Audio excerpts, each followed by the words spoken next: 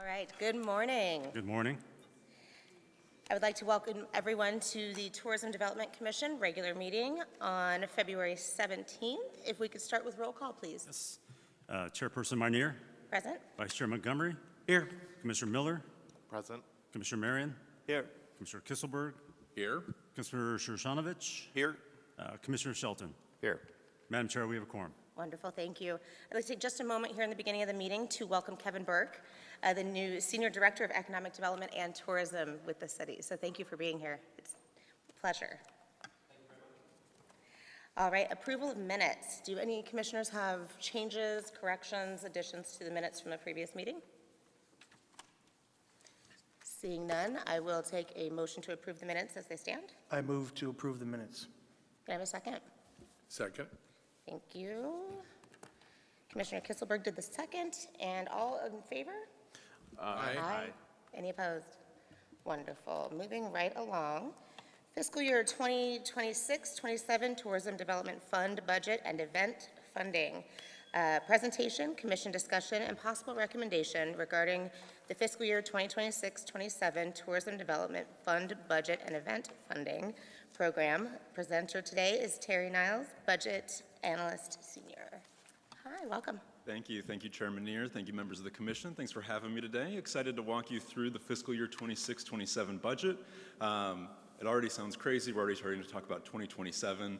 It still sounds like a made-up future year, so feels like there should be some like flying cars or something in the budget, but not quite there yet. But excited to sort of walk through this. At the end of my presentation, I will kind of ask for a recommendation on this. That motion is just sort of to let us know whether we should sort of move forward with this and sort of proceed with it as a recommendation to go into the final budget. But of course, if you have any feedback or something that you'd like us to look more into, we can of course do that as well, and we're welcome to any feedback as we go along. Okay.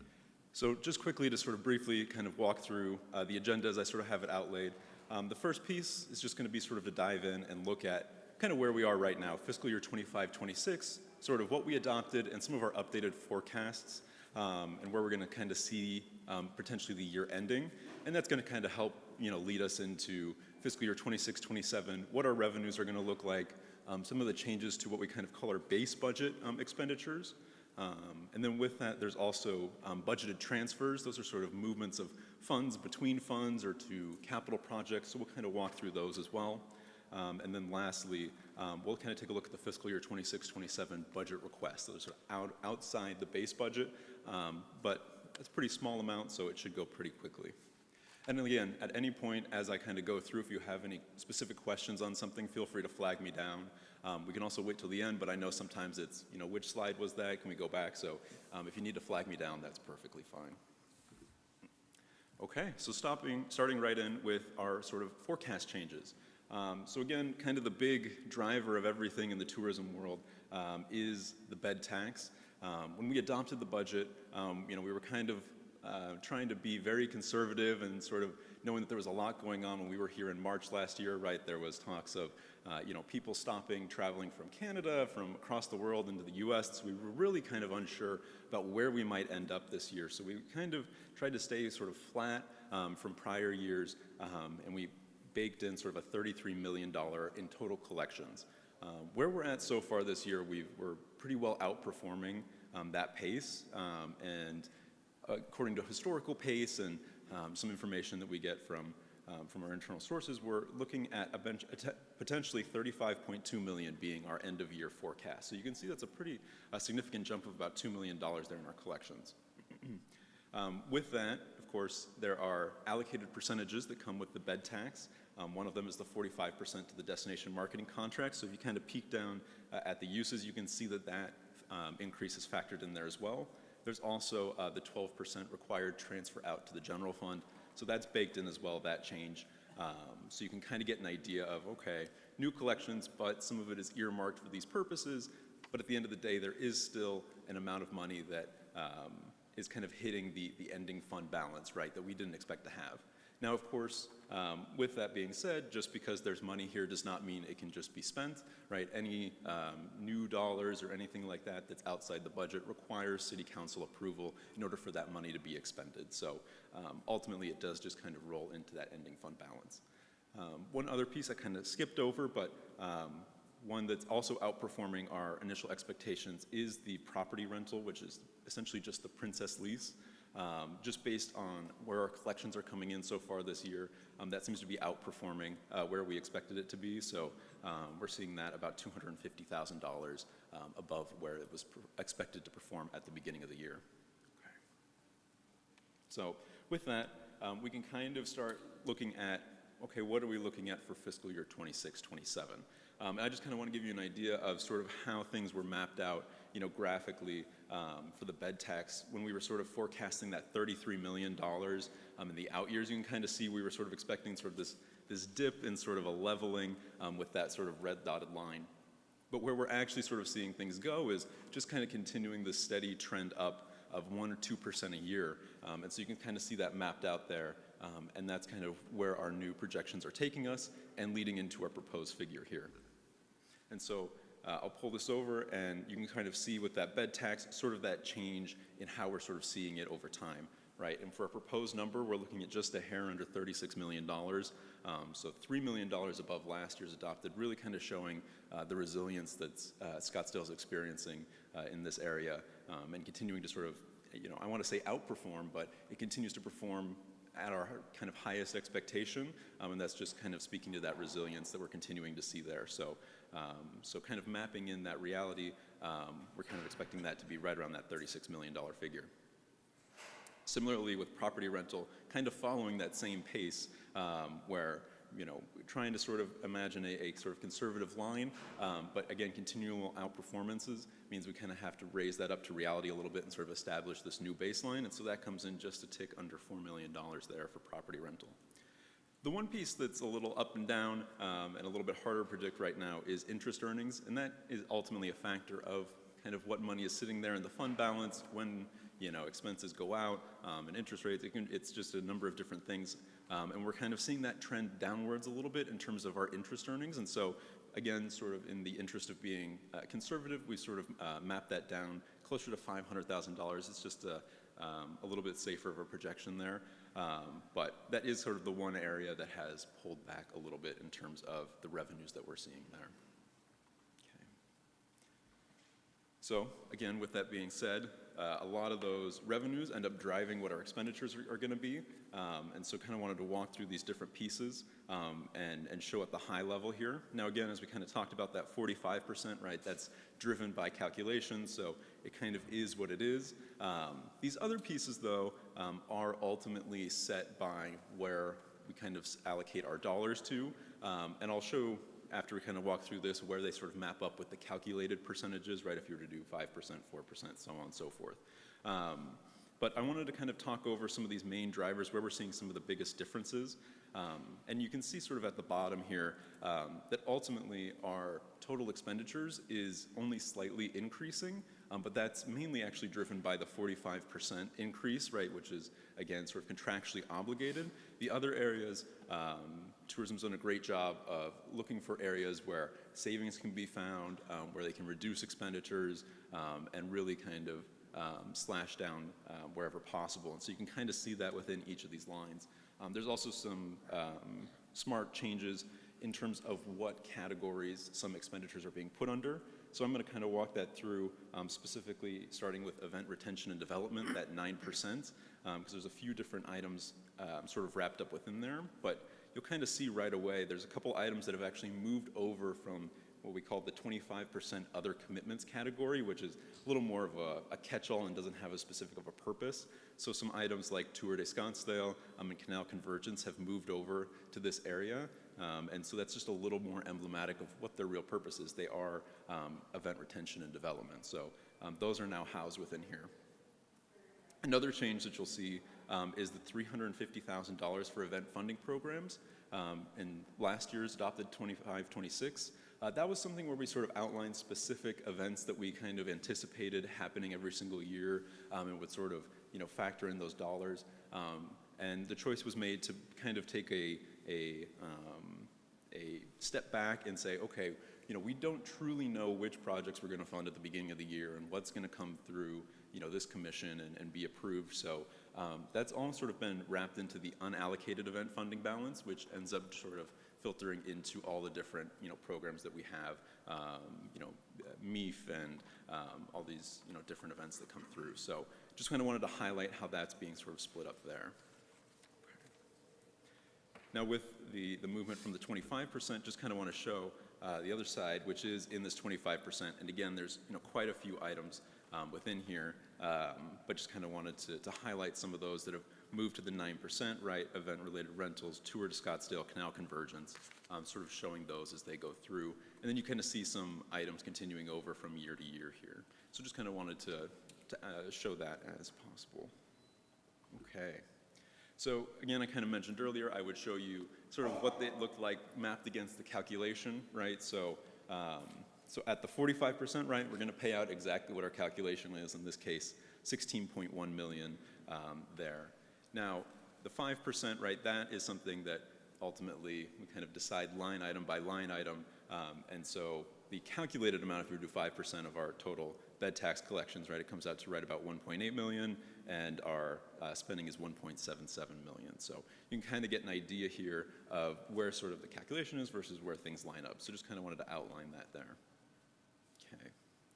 I'm going to soldier on, and one item I'll point out, you'll kind of see a bit larger here, is the other commitments 25%. The other commitments 25% is, of course, 25% of the bed tax, but it also gets all the other revenues. So the property lease, that Princess lease, and interest earnings, and if for some reason we have some other revenue come in, it gets rolled there as well. But then the other commitments is also responsible for some of the expenditures that aren't really seen here, and I'll show them on the next page, but that's things like transfers to capital funds for capital projects, or transfers to other funds like general funds, something like that. So I will show that on the next page here. Okay, so there's a couple different pieces that make up these sort of budgeted transfers. So the first piece is capital projects, right? What money is being allocated towards capital projects? And there's a few different things I want to point out here. So last year for McCormick-Stillman Railroad Park, there was $200,000 dedicated for a signage project that is happening again this year. Technically a different project, so that's why you're kind of seeing it in two separate years, but roughly the same amount in each year. So just kind of want to highlight that there.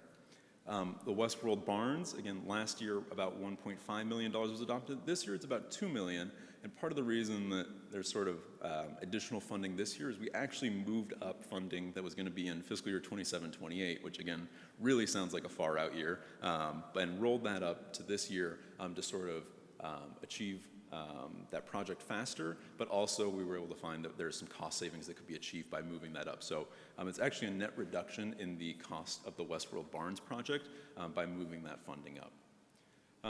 We also have a new project, the Scottsdale Stadium ADA and retaining wall. I believe Kyle Urban will be presenting on that next month. So you'll get a little more insight on what that project looks like and what all is going on there.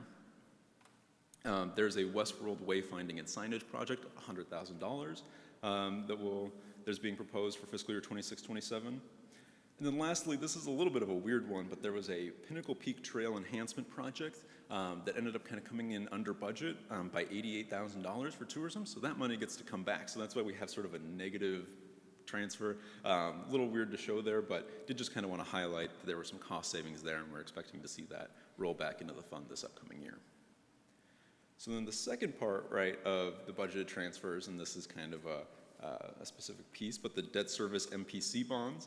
So this is for previous capital projects that we have multi-year CIP commitments, and you can see that net dollar amount going out is roughly unchanged from the prior year in terms of servicing that bond debt. And then lastly, the operating transfers is kind of moving from fund to fund for specific purposes. So the main change here is operational support for Westworld that's increasing from $500,000 to $1 million of tourism dollars. The rest is largely unchanged year over year. The Scottsdale Stadium Phase 2, which is sort of $1 million a year over 5 years, this will be the third year of it, and then 2 years after will be the final year, and that will kind of come off the books as well. Okay. So, and then, of course, our lovely 12% that gets allocated to the general fund, right? We kind of saw that, earlier with our forecast transfers, but now here's kind of the amount that we're projecting for fiscal year 26, 27. So just kind of wanted to highlight that out there. Okay. The last piece that I want to touch on is budget requests out of the Tourism Development Fund. So there's only sort of 2 requests. They roll up to $205,000. One is for $160,000 to assist with the sales and sponsorship contract for Westworld, and then $45,000 to provide advertising and marketing support to the Economic Development Department. So those are kind of the 2 sort of outside the base budget, and I did roll them into the look we saw earlier and just kind of labeled them as out-of-budget package, just to give you an idea of the full width of them. Okay, so I know I rolled through that really quickly, hit you with a lot of numbers really quick, so I'll stop here, I'll see if there's any questions, and of course I can back up, I can look into anything that's necessary, but thank you for listening to me drone on, I appreciate it. Thank you very much. Great presentation. I do have a few things I'd like to go back and look at. Slide number 5, if you don't mind. Right here? Yeah, oh, maybe I was wrong. Maybe it's 6. 6, here? No, maybe it's more. Anyway, I'm just concerned, I guess, I'll just, overall, the unallocated funds, it's, much less, right? I think that was it, there. So the event funding programs, it just concerns me as the TDC that we're pulling this money from events when that's essentially our role. What is the plan? Maybe Kevin can speak to this too. To encourage events to be coming to Scottsdale. That's kind of what we, have been focusing on and helping them grow. So to see money being pulled from events and, the CIP is increasing by $3 million for retaining walls and such out of TDC money is interesting to me, and I'd just like to hear a little more insight on the thought behind that. Yeah, I don't know if I'm the best person to answer on that, what the methodology was in terms of deciding, which specific dollar amount should be there. But I know that there's been a lot of thought put into, what should sort of be contained within the 9% versus some of the other categories. I don't know if Kevin, if you have anything you want to speak to that. That's also Yes, Madam Chair, Commissioners, Holly, I don't know if you can pull up packet item 3A, which included a kind of an outline, not to jump too far ahead, and we can go back to the presentation, our thoughts and plans related to the event funding programs, which will be pulling from that number that Trey mentioned related to the event funding programs. So what we'll be talking about this in the coming months is just part of our funding process, going through our post-event contract applications. But here's generally what we're hoping to accomplish in the coming years in the next fiscal year.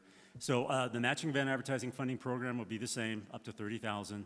The event venue fee program stays the same at $12,000, up to. Community event, we were proposing lowering the amount from 30 to 27.5, which is the maximum most of our events apply for, 2 or 3, and the following year down to 25,000. The next one is probably one of our bigger changes we are going to propose in the coming months. The Event Development Fund program, we are not going to take any applications next fiscal year. We will be grandfathering in some events in that 3-year window we've always had in our programs. So there will be about 2 events that will be moving forward next year. But there will be no applications or worksheets presented to the commission next fiscal year. And out of program events, we will not be funding them out of the bed tax dollars. Those are like the fireworks and the Westworld tent structure, which has been funded in the past. We'll get into more detail in the coming months related to that, but I thought that was a good time to jump in related to that question. Okay, thank you, Steve. Do commissioners have other questions on this presentation? So just so I get it, because sometimes I don't. So we beat projections in the positive side. Okay. So number one, I got to say thank you to Experience Scottsdale and of course to the TDC for helping us do that. Not to toot my own horn here, but I get confused when you do well and then things get taken away. So just want to make sure, I say that, I know Steve just went over that, but it seems like if we beat projections with the programs we had in place, it would be different to go forward and reduce the amount of money because we were successful. That's just something I want to make sure I say because that's what it looks like to me. No, Appreciate your feedback. Thank you. Any other commissioners, comments, questions? Just wanted to comment, on your growth projection also seems extremely conservative based on year over year. What is that, less than a percentage growth from 33 to 35 or something? Based on what Chris just mentioned, growth. So we're continuing to grow, which I also think is incredibly conservative if you look around the first 45 days of this city. And you're taking things away. I think I would take a hard look at some of those things that are making that growth happen. When you're talking, I think you took away $1.4 million between the two things, or $1.2 million. I would echo what both my other peers have said. Thank you for the feedback. Appreciate it. Any other comments? So what is left if you want to attract something? Something for the first time wants to come here. What is left in the budget to attract them to come here? So, I mean, I guess the whole purpose of the tourism budget is to fund things that kind of speak to attracting, people to Scottsdale in general. So ultimately, this is kind of what has been sort of decided as sort of the priority items for attracting, individuals to Scottsdale. So there is money left in the kitty to go after something.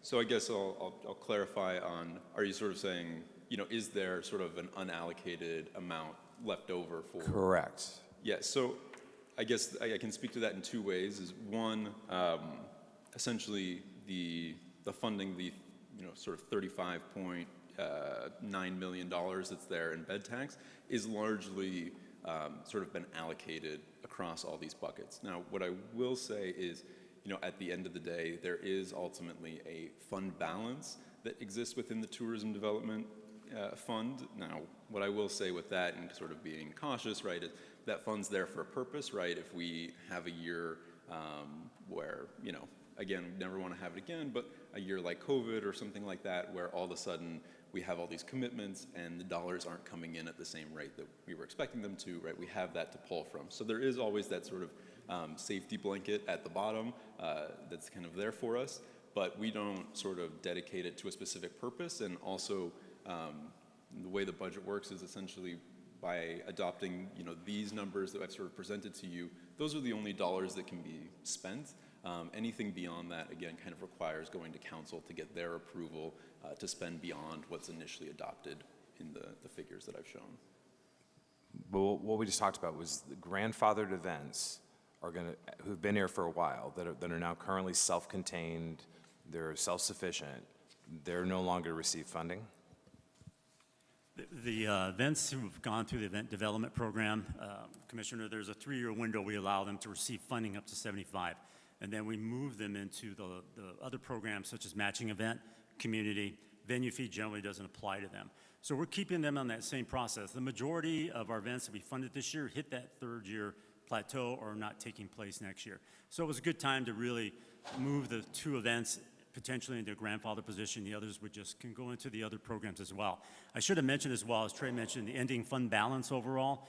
If we get an opportunity such as Super Bowl coming back, or a large mega event of that type, we'll consider potentially funding it out under that ending fund balance. Thank you. And briefly, can you touch on the operational support for Westworld, doubling that amount? Yeah, the operational support for Westworld, so that that transfer piece of increasing from $500,000 to $1 million, that's kind of a renewed focus on supporting, the expanded operations of Westworld. Again, Westworld has started to take more pieces in-house, and so, they're starting to do more in that aspect. And another piece that you kind of saw in the out-of-budget package, that request for assisting with that contract, there is sort of a marketing component to that contract, and so recognizing that marketing component, it was kind of seen as an opportune use of tourism dollars to sort of support that Westworld initiative. Okay, thank you. Any other comments, questions? All right. With that, we are asking for a recommendation on this, correct, Steve? Yes, that is correct. So I would accept a motion to recommend the presentation as presented, or if there's a change you'd like to see.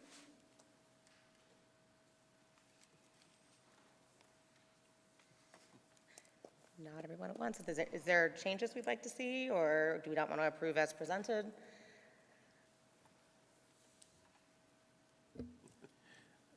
Madam Chair, Commissioners, if there are no particular questions or considerations at this time, the opportunity may present itself for us to return potentially after gaining more information that you'd like to see in the budget as a possibility. Last year, we presented this in April, so potentially we could bring it back in March, getting some, more information from the commissioners of potentially the direction. I would think that would be best, but because I think the question again goes back to what my colleague Lance said is, if it is conservative, now let's say another $1 million comes in, is there any possibility to put money back into some kind of fund or focus on attracting, quality events to come to Scottsdale that are not maybe the Super Bowl? I think that's a concern. We've done a really good job doing all the things that we've done, and it feels like we're going backwards. I think up here, that's the feeling I get from the group here. So I think that's a main concern. Nothing personal. None taken. Do you want to make a motion for that? Yeah, I'd like to make a motion for us to come back and look at it again in March. Second. Thank you. That was a first by Commissioner Montgomery and a second by Commissioner Shelton. Thank you very much. All those in favor? Aye. Aye. Any opposed? All right, thank you very much. We Thank you. appreciate all the information. Okay, moving forward. Experience Scottsdale second quarter performance measures report update and commission discussion. Presenter Rachel Pearson, Vice President, Community and Government Affairs for Experience Scottsdale. Welcome, Rachel. Thank you. Good morning. Thank you, Chairman Nair and Commissioners, for having me this morning. I'm here to share some second quarter results with you from our fiscal year. As a reminder, Experience Scottsdale is in year 4 of a 5-year contract with the city, and we are tasked to perform 17 performance standards on behalf of the community.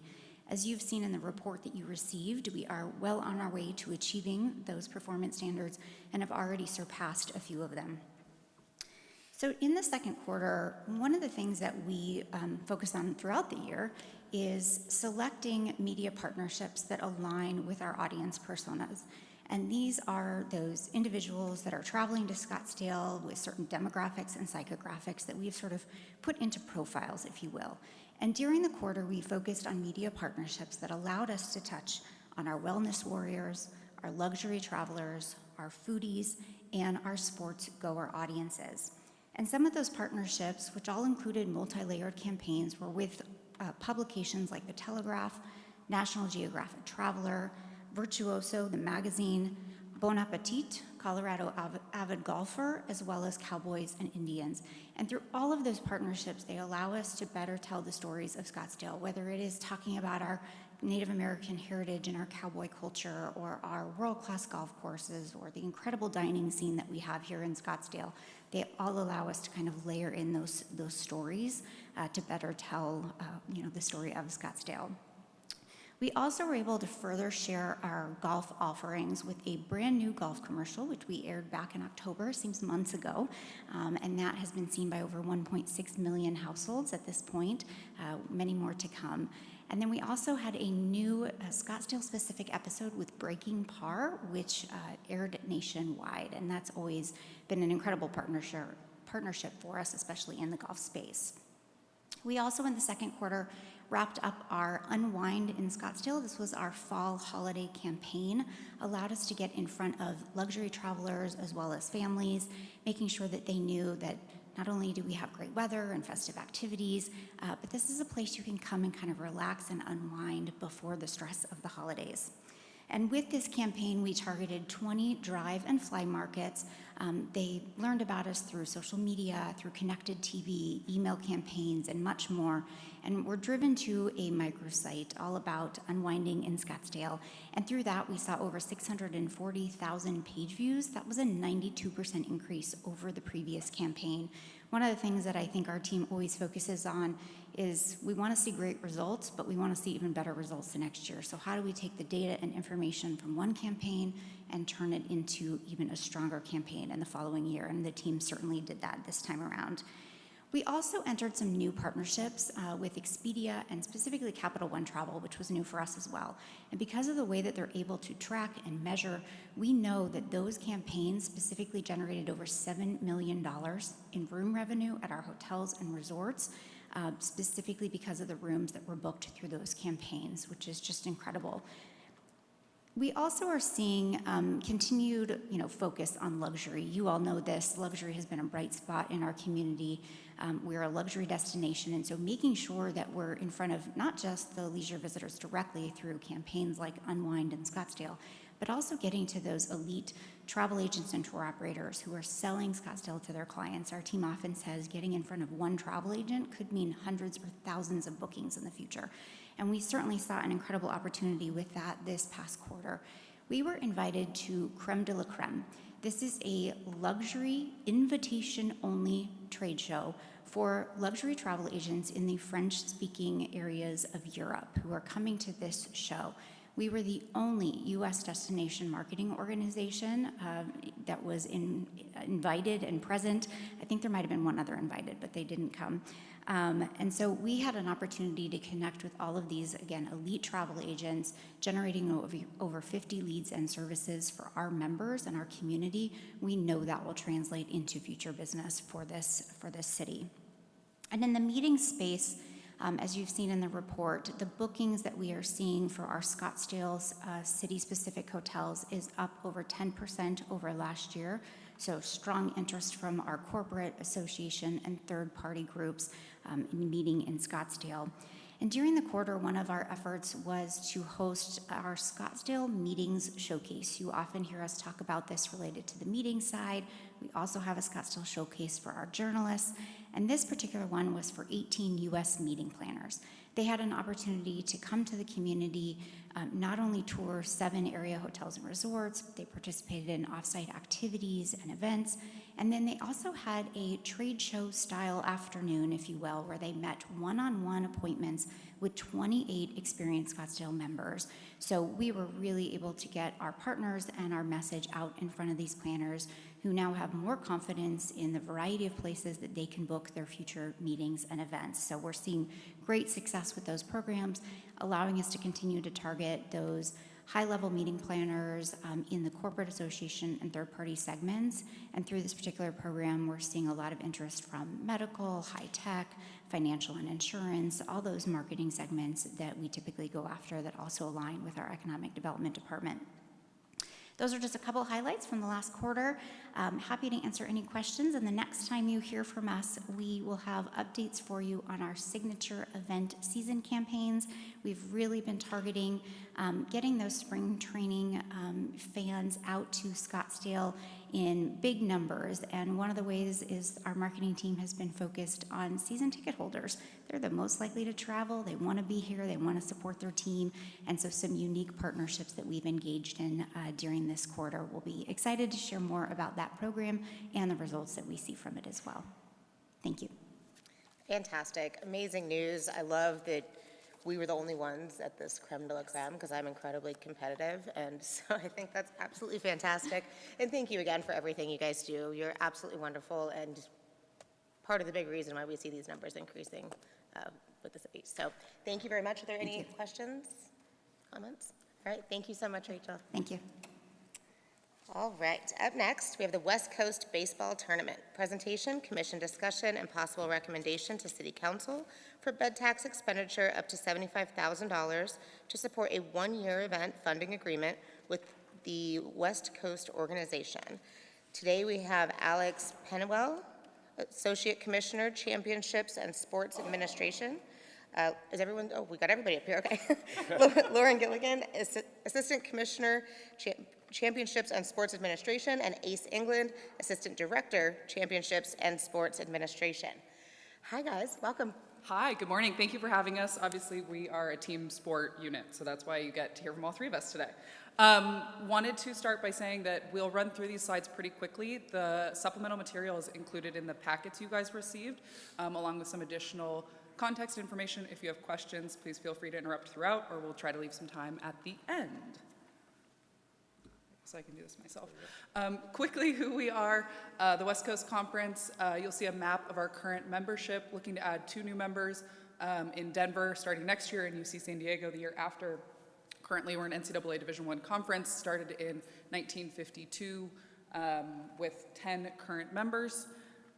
And with our reach and some other statistics there, but focused on our baseball tournament. Ace? Just to add some additional context into who we are as a baseball conference, this is our 12th baseball tournament in WCC history. There was a bit of a challenge in the early 2000s, but it wasn't considered a tournament. So this is our 12th tournament. We are actively expanding a strong West Coast identity. All 10 of our full-time members support baseball, including new members that will come in 26-27 with the University of Denver, and 27-28 with the University of California, San Diego. I think it's important to know that we are a high pedigree of baseball here. A few notable alumni would be Chris Bryant, who played in the major leagues for about 10 to 15 years. I believe he still plays with the Rockies. And Tarek Skubal, who actively won the AL Cy Young last year with the Detroit Tigers. We had 8 draft picks this year, 16 in 24 and 10 in 23. So very high pedigree and strong commitment to the sport within the conference here. Thanks, Ace. Perfect. I'll give you guys an overview of what our tournament structure is. So the top 6 seeds from the regular season earn a bid to our tournament, and it is a single to double elimination format spanning across 4 days. So Wednesday's matches the games will be a single elimination, winner go home, and then those winners will go to a 4-team double elimination bracket. It's the same as the NCAA regional bracket is for baseball. And our winner receives an automatic bid to the NCAA baseball tournament. So there's a lot riding on this tournament as far as student athletes' careers and college careers wanting to continue on and play into the NCAA tournament. Last year, the St. Mary's Gales won, as you can see in this photo, and there's potential for up to 9 games if they go to the if necessary game on Saturday. Last year's attendance, we were at Las Vegas Ballpark, and we had around 4,500 to 6,000, and we would anticipate similar or hopefully more if we could tap into the local baseball community here. This is just a visual of that tournament bracket I explained, and this is last year's version. And as you can see, St. Mary's played in that first single elimination match, and then they ended up winning our tournament as the 3 seed. This slide shows a brief overview. Our impact, the 1 to 1.3 million, is based off of our staff and team, hotel, meals, just being and existing within the city of Scottsdale. The 8.4 million impressions is driven from our social media impressions. We are primarily a basketball-focused conference, so we have a lot of followers that are basketball-driven, but trying to create the synergies and correlate that to promoting our other championships, baseball being our second most viewed and costly event that we put on. I'll get into the ticket pricing a little bit later. The right side will show the deliverables. So again, trying to tie in the visibility of our basketball championship with signage, broadcast, creating a composite logo, the in-venue signage at baseball, again, partnering with the city of Scottsdale and representing kind of both entities in unison to create a great event. The funding that we're asking for is $75,000 in city support. The chart on the right is our operational cost, estimating that to be around $240,000. Again, I think worth noting that our event will happen here in the city with or without the funding. So looking for some additional support and partnership from this group today.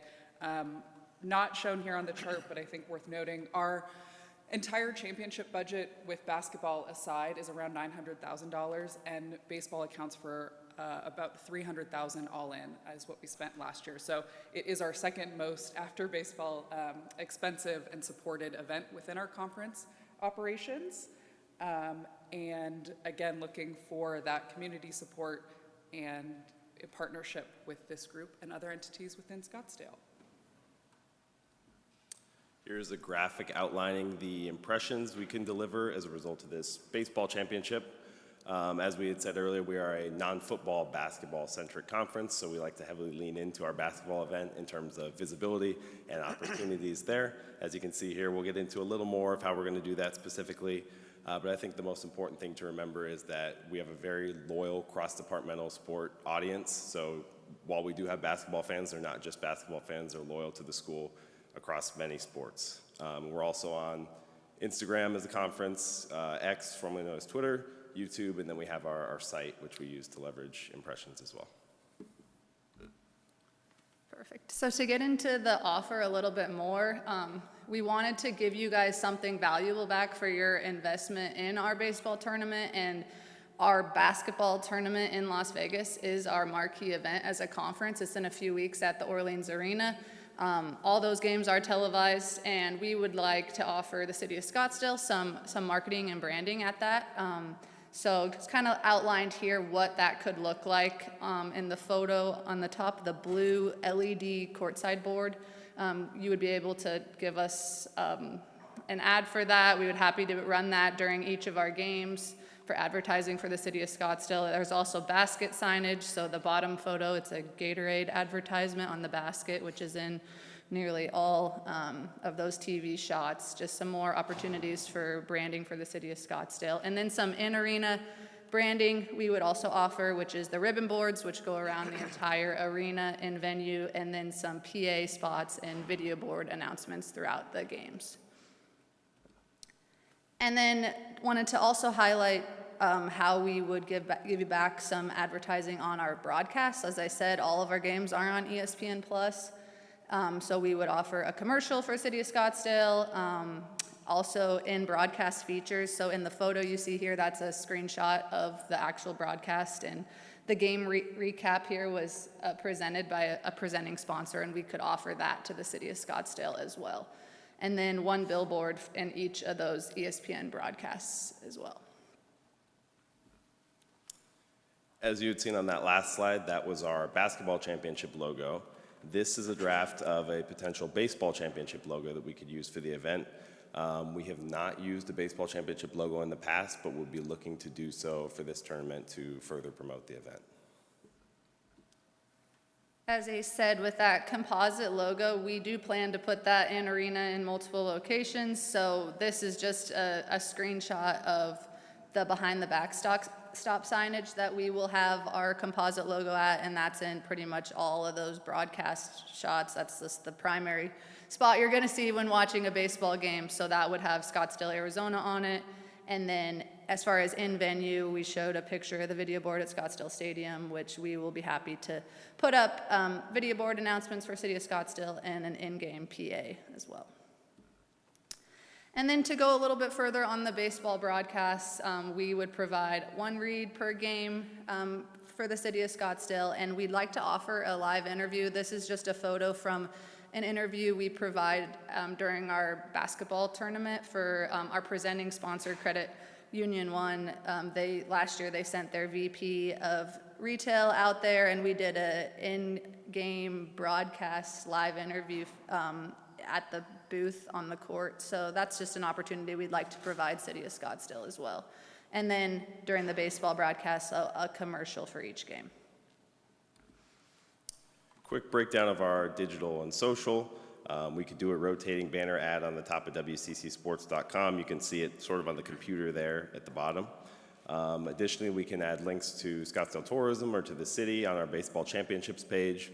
We have free will with that championships page into what we'd like to put on there, whether we want to do a landing page or add more specific details, we can do that, as well as a weekly social feature for 10 weeks, including the city logo and a graphic and collaborations as well, or really whatever we would like to do. We heavily leverage those championships pages for all championships, not just for baseball. So we would have that opportunity to do that. And our external team works extremely hard to use the site to drive impressions and does it successfully as well. The ticketing plan that we've put together, we partner with a company called Future Ticks. They've been our partner for several years now. They also are partners with the San Francisco Giants, so familiarity with that organization and the Scottsdale Stadium. They are, the last 2 years for baseball and our basketball, have doing local proactive ticket sales efforts. So we don't have anybody on our staff in-house that focuses on ticket sales, which is why we partner with Future Ticks to have a dedicated staff member individual working, in the community. If there's lists of groups or entities that we could partner with, Future Ticks would be our partner in reaching out and kind of sourcing and working through the logistics of that. Worth noting on pricing, we want to be affordable, we want to be attainable for anybody in the community. I think we're willing to, like I said, partner, get groups, get kids. We did last year, tried to do some lineup buddies and things like that. Again, we are trying to put on a good championship experience for our student athletes, and I think a big part of that is having people in the stands and having them, as student athletes, be able to feel like they're engaged and a part of the community. So the ticket pricing is outlined there. We'll have some suite opportunities available. And then for sales-wise, we plan to be on sale on February 25th, which gets us on sale before our basketball championship, which starts on March 5th. So again, those in-arena basketball promotions would allow a fan sitting in the stands say, hey, I want to go see my Gales play. Let me buy a ticket now to see St. Mary's in Scottsdale. So it's kind of trying to be strategic with that, with our pricing and our marketing of it. And this slide just kind of highlights, obviously we showed you how we would like to give you back that value for investing in us, but we are just as much invested in this community. We're very excited to move our event to Scottsdale and work with Kyle and his team, and we're looking forward to collaborating with these groups here. So Rachel's team at Experience Scottsdale, Arizona Sports and Entertainment Commission with Nikki, and working with her already on hotels, and then Delaware North at the stadium for catering as well. And that's what we have to present today. Thank you again for your time. Happy to field any questions. Thank you very much. I'll open it to questions. I'm going to ask, what's the vision around the game and the conference tournament? I mean, there's a lot of opportunity. You mentioned engaging the community, but just for the young baseball players who want to get scholarships, who want to go to college, there's all kinds of opportunities. Is that something that you've considered, or am I just making something up right now? I'm not sure that I entirely follow your question, but we bring a lot of WCC staff to the event, so we have the bandwidth to further engage with, that up and coming baseball kid, I guess. So clinics, coaches clinics, player clinics, how to prepare to go to college if you want to go to college on a baseball scholarship, things of that nature. We haven't done any of that in the past, but certainly would be open to it if we thought that there would be attendance or community support turnout for it. I think the clinics get a little challenging because our focus for our student athletes is their preparation for the games that they're participating in. So it gets a little tricky. It could be the Ace England clinic, but I don't know that that has the same value that it would. So I think where we focus on that effort is supporting our institutions and our coaches within their local communities. But certainly if if we heard from you guys that that was very important, we could try and pull something together, but it's not traditionally something that we do. I would just add, I think we have done the clinics in the past, and like Alex said, it has been interesting, hit or miss, because sometimes the student athletes are just there, they want to make it to the NCAA tournament, and it's hard to get them to compartmentalize the youth aspect and then switch to game mode. So we did go away from that, but that's when we kind of went towards the lineup buddies and the ways to involve Little League groups, if that's discounted tickets that we're offering those teams. We're happy to collaborate in any way you guys would kind of recommend with your local community. Our goal is to fill the stadium and not necessarily, gouge with high prices and make the most revenue. We just want to get baseball fans from the local community in the stadium, and we know you guys have a ton of them here. So that's our priority, and moving to Scottsdale, we think it's a really good opportunity to engage with that local baseball community that we haven't had in the past in Las Vegas. Oregon State and Washington State are playing in your basketball conference tournament. Are they also playing in your baseball tournament? They are not. They did not want to join us in baseball. Any other questions? I just have one more question. So it's a great time of year. This is your first time event, right? No.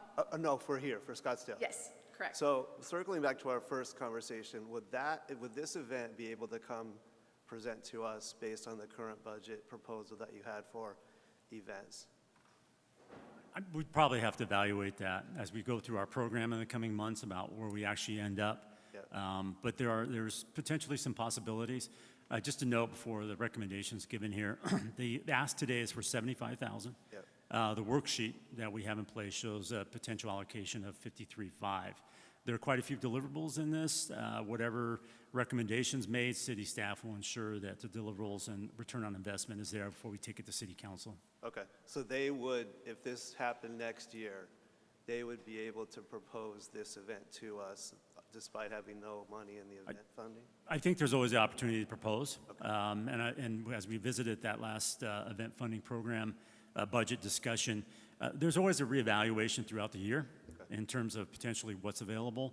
And so we can discuss that next month as we go through the budget again. Okay, thank you. Is this a one-year contract with, okay. And how long were you in Las Vegas? We did 3 years in Las Vegas, yep.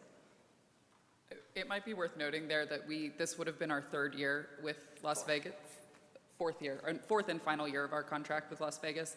They alerted us in August of a scheduling conflict, which is why you're seeing this today. And in Las Vegas, is Las Vegas Convention and Visitor Authority, are they sponsoring the basketball tournament? Yes, LVE, Las Vegas Events, is a co-sponsor of our basketball Are tournament. they going to have any conflict with Scottsdale on boards during a Vegas-sponsored event?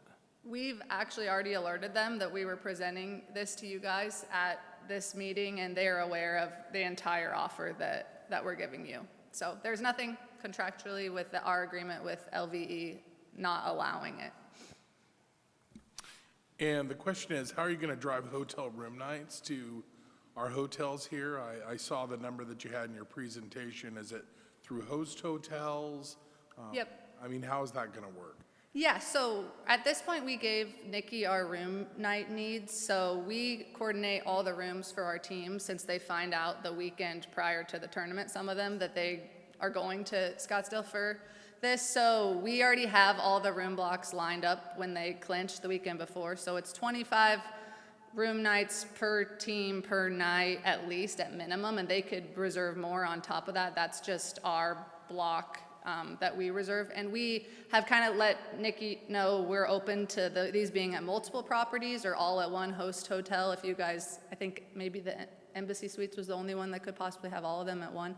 But yeah, we're open to giving business to across multiple properties. The issue we've found in the past is we just want these hotels to know it's a elimination type event, that they're not going to be guaranteed these, you know, teams are checking in Monday, staying till Sunday, all of them. Some are checking in Monday and potentially being eliminated Wednesday and checking out Thursday. So just if they have that knowledge of how that elimination structure works with you know, room nights, then we're happy to work with them. But yeah, it ended up being, I think, over 800 room nights that we just estimated based on just teams alone. So that's teams and administrators and then their families. We've never organized family or fan blocks. That's kind of all on their own, depending on where they want to stay. So we don't have exact numbers of how many fans and families are going to have rooms, but we know it'll be in addition to our minimum that we're bringing just with staff, institutions, teams, and administrators. Thank you. What's the metric that you will come back for 2 more years? I think if we have a successful year this year, we would absolutely, the way that we're structured, we have a championship and sport administration cabinet that meets in May, and they would make a recommendation to our presidents. So our university presidents would review, but ultimately as the West Coast Conference staff, we have a lot of oversight in choosing where we go. So that would occur post-event this year, this summer, through our various levels of governance. With the hotels, are they going to be here in Scottsdale? Has that been something Yes. discussed? Okay. Yeah, we kind of sent it all over to Nikki. We want it to be as close as proximity to the stadium as possible, and I know there's a ton of options here, which we're really excited about. So, yeah, we're not really concerned about close proximity to the stadium because we've seen so many just in our drive around. So she has recommendations, I think, but she's sending it to all of the Scottsdale properties at this point. Okay, wonderful, thank you. Any further questions? Okay, so just to go over what Steve had said, the ask is for $75,000. The worksheet funding actually came out to an eligibility of $53,500. I will leave it to the commission to make a recommendation with a motion. I move to fund the 75,000. Is there a second? I second. Commissioner Shoshanovich, thank you. And all those in favor? Aye. Aye. Any opposed? Congratulations, guys. Welcome to Scottsdale. Thank you. Thank you. Thank you. All right. Item number 6, matching marketing program, presentation, commission discussion, and possible recommendation for an allocation of $150,000 from bed tax funds allocated towards city marketing for the matching marketing program. Kevin Burt is in the hot seat for the first time. Welcome, Senior Director, Economic Development and Tourism. Feeling it today. Thank you, Chairwoman Muneer, members of the Commission. I am pleased to bring to you a new program today, which we're referring to as the Matching Marketing Program, or perhaps you'll hear me refer to it as the MMP for short. The MMP, Holly, will you do the slides for me? Thanks, great. So for the Matching Marketing Program, and I'll of course come back with just a few slides to go over some more details. Staff today, though, is seeking a recommendation to proceed with implementation of this program immediately for Old Town specifically in an amount not to exceed $150,000 in the current fiscal year. That amount would be budgeted from the 5% of destination marketing bucket. Next slide, please, Holly. The city manager published a memorandum in December which outlined 2 new programs for my team, the Economic Development as well as Tourism and Events team. That is for in-house Old Town Marketing Program, which I'm sure you've heard a thing or two about since then.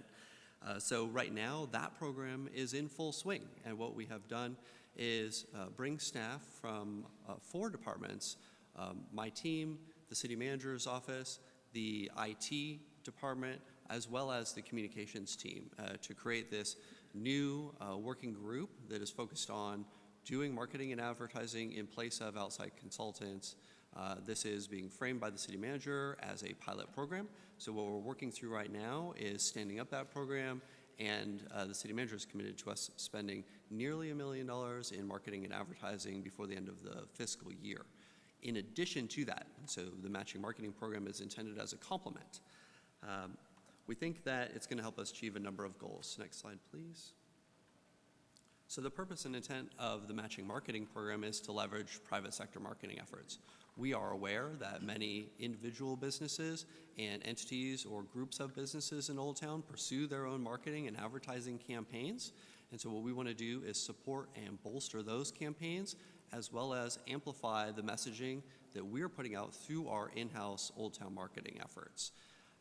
We have come up with this program in response to repeated requests from our stakeholders in the Old Town area for greater collaboration. And so what we're bringing forward is this program, which is essentially a partnership between the city and those individual businesses to put forward campaigns that are aligned with the city-led campaigns and bring additional marketing and advertising dollars into the market.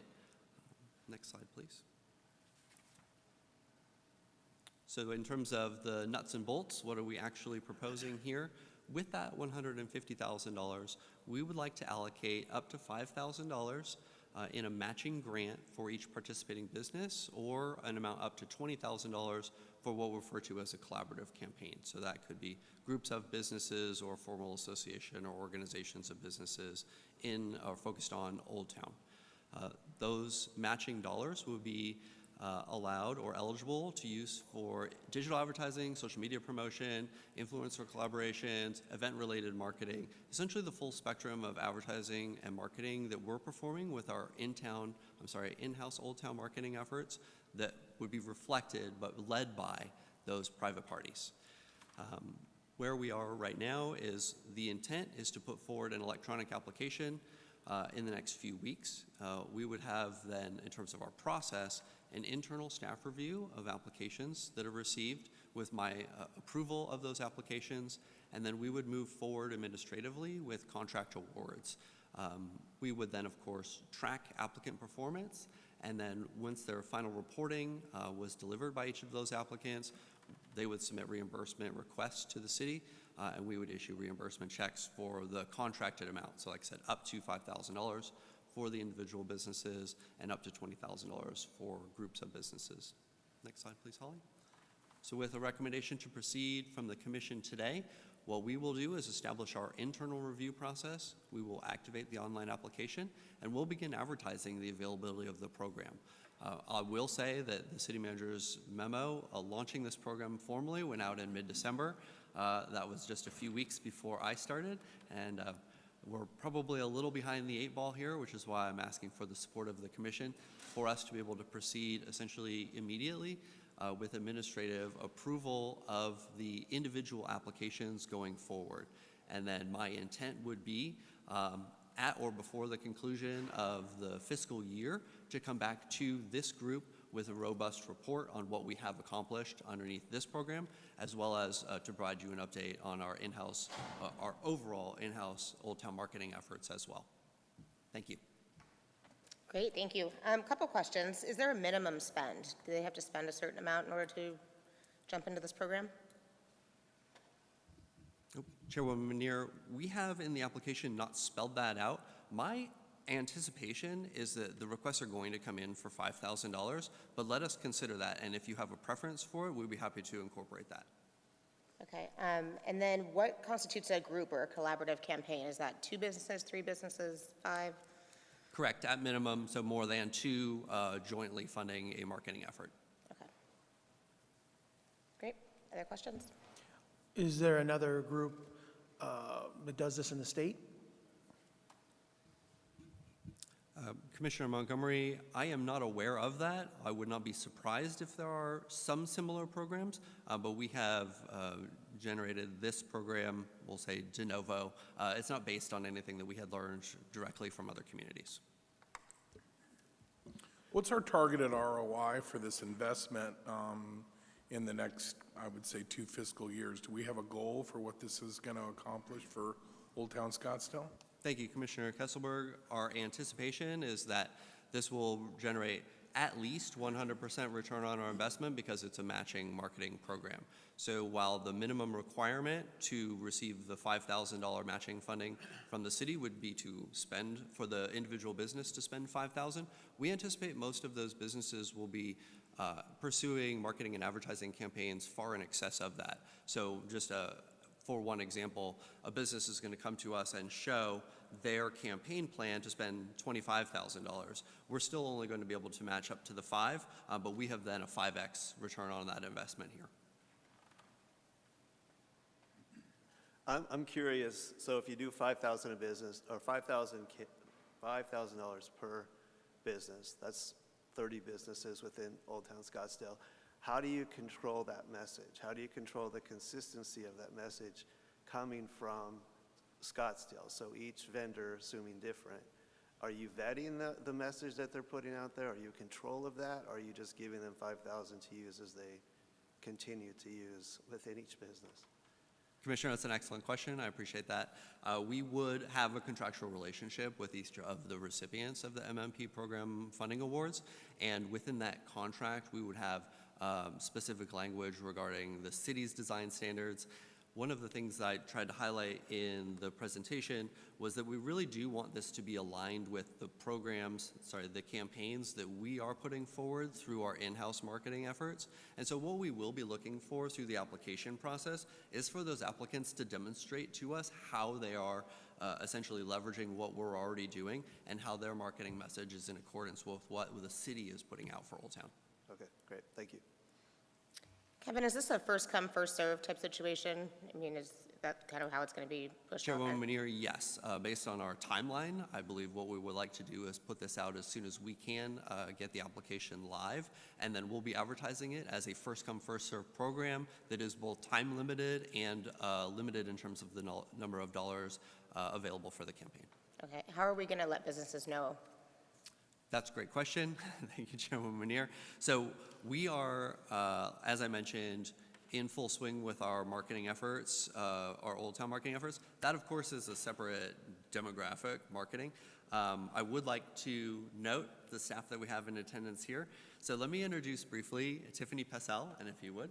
Thank you. Tiffany has recently joined the city as the Old Town marketing specialist, and one of her primary responsibilities is individual communication with the business owners and property owners within Old Town.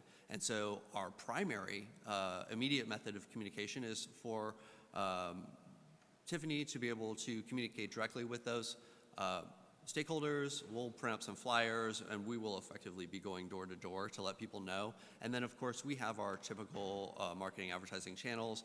Our Old Town update newsletter goes out to, I think, 15 or 16,000 people. So that'll be one of our primary channels, as well as the Old Town website. Awesome. Welcome, by the way. Congratulations. Any other questions? One more question. When we finalize an agreement with a business, are we going to be getting logoed on social media or however we're putting this out, whether it be TV, print, ad? Does the city get branding along with that, with the business? Thank you, Commissioner. Excellent question. I don't, at this time, anticipate making that a hard and fast requirement, but I think that we want to encourage that. So depending on the advertising, the specific media that is being employed there, we certainly want to encourage that, but not perhaps make it an explicit requirement of the matching marketing program. Any further questions? No other questions? I will take a motion to approve or approve the changes. I'll make a motion to approve the $150,000 for the matching marketing program. Thank you, Commissioner Marin. And a second? I'll second that. Thank you, Commissioner Kisselberg. All those in favor? Aye. Any opposed? Thank you very much. Thank you. All right. Event program funding request. Steve, Yes. walk us through. Madam Chair, Commissioners, we have presenting here today 3 community event applications totaling $46,500, 1 venue fee funding program, $12,000. The 3 events in community are Celebrity Wine and Spirit Festival, that's entering its 2nd year at the Civic Center, Scottsdale Fair and Festival, also entering its 2nd year at Westworld, and Prada del Sol Rodeo, number of years at Westworld. They're requesting a total of $46,500. The venue fee program is ESCNL Girls Spring Tournament, soccer tournament requesting 12. And I understand Commissioner Shelton needs to recuse himself for that affiliation with that soccer tournament, so. But staff is presenting this and asking for a recommendation as presented. Wonderful. Thank you. Any questions about these programs? I move to fund the recommendation as presented. 4 motions. Thank you. I said it. Commissioner Montgomery. You did. And can I get a second, please? I'll second. I'll second. Okay, thank you, Commissioner Marin. All those in favor? Aye. Any opposed? All right, wonderful. I hope the Celebrity Wine event gets better weather this year. That was a bummer for them last year. Yes, and I anticipate more attendance this year. It was a first-year event. I'm sure they'll do well. It was great, but it was cold. It was a very nice event. All right, wonderful. Staff reports. We did not include any reports as we had the budget presentation here today, so we skipped that in terms of that. At this point, the only program update I have is on February 27th. We'll be going through a sunset review audit review with the audit committee. Staff will be there. Chairperson Menear will be in attendance as well. Kind of standard protocol. Yes, anyone else is also obviously welcome to attend. All right, commissioners report. Commissioners, what have we been doing? There's been a lot going on. Anybody attend events? Yes, All I am. right. Western Week, I was at the Prada del Sol and the Gold Palette Art Walk, so Wonderful. double header. It was a lot of fun. Fantastic. I went to those events also. The Golden Palette, I was kind of disappointed with the turnout that I saw. A lot of people ended up that I was listening to saying they just happened upon it. They didn't really know what was going on. They thought it was very cool. So I hope with that new marketing money that they can really get the word out about it, because it is a wonderful event. I just don't think enough people know it's there. And then, of course, the parade was awesome. You know, always a great time and a tradition here in Scottsdale. So. I thought the after event, the amount of people hanging around in Old Town afterwards with the festival feel that they had, they did an excellent job with that. And the way the layout is off of Scottsdale Road, I think encourages that with running it through Old Town instead of the old route that they used to go down Scottsdale Road. But excellent job by everybody involved. Agreed. I will add that during the Barrett-Jackson event, I totally had forgotten about it, but I did receive an Instagram post on that, and it kind of speaks to what you just said about this new marketing program. If we can make sure that we geofence some things for some of these events in Old Town Scottsdale, I think it'll go a long way. Wonderful. All right, anyone else? Steve, any public comment? I did not receive any. We received no public comment. All right, wonderful. And then identification of future agenda items. We have a few items coming up. Experience Scottsdale Work Plan. We're probably going to schedule that in April, as mentioned earlier. And we'll spend probably the next 2 meetings discussing the event funding programs before they go to City Council. And Steve, where do we stand on the adjustments to the requirements to be on the TDC? That we just- The memo has been drafted. Staff is reviewing that, and we'll share that with you when it's reviewed and available. Okay, but it's been drafted. Okay, thank you. Any commissioners like to see anything else on the agendas coming up? All right, with that, I will take a motion to adjourn. Motion to adjourn. Second. Thank you. All those in favor? Aye. Thank you, guys. Thank you all for coming.